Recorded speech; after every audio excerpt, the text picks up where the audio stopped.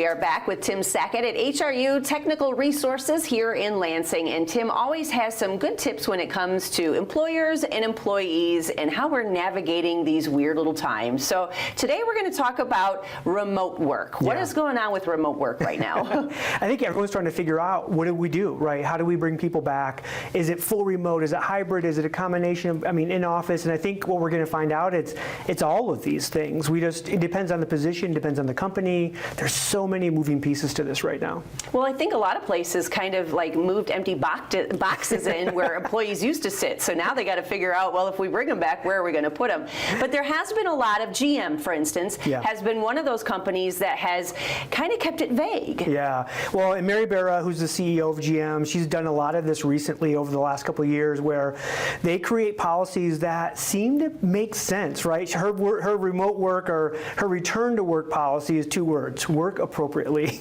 And you go, okay, wait a minute, because forever I think our employees have said, just treat us like adults. Yeah. And Mary's come out and said, I call her Mary because we're best friends.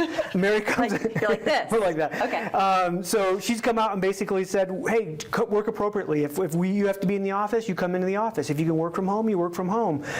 If you can completely work from home, you can completely work from home, but make sure you're doing it so that you can do the job that we need to be done for our customers, for our clients, for whatever that might be. Now, what do employers do about, because let's be honest, there are going to be some people that take advantage of the nice weather, perhaps going golfing when they should be working. What do employers do with employees that might be breaking the rules? Well, traditionally HR policies were trying to stop everybody, and I think now what we're seeing is modern HR policy is, let's just stop the exception, right? So if you have an individual person who's gone over the line and is going overboard with some policy, whatever that might be, address them individually instead of addressing everybody. The traditional sense would be like, oh, one person is working at home and they shouldn't be, so now nobody can work at home. Right. And I think we've gotten beyond that where we said, hey, you do what you have to do to be a professional, but if you're not professional, we're going to address you specifically. I hate those emails that that there was one person that did something wrong. Every time. Most times you know who that person was, and there's this vague email that's sent out to everybody. It says all employees, and it should just say Tim.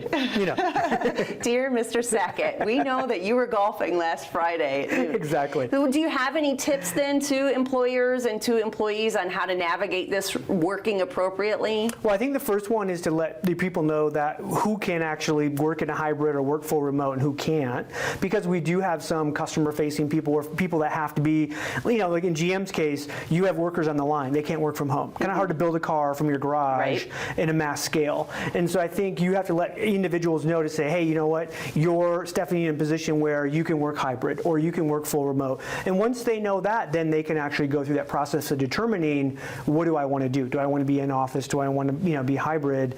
I think Mercer came out with a study recently that said only about 60% of people will actually be back in office full-time that were previous in office full-time. Right. So that's 40% less seats, people in the office, so we know we're going to see office space and workplaces shrink a little bit as well. So we can keep those boxes on those empty chairs where people put dummies in there, blow up dolls. Exactly, yeah. All right. Well, we know you have a tea time, so we'll let you go.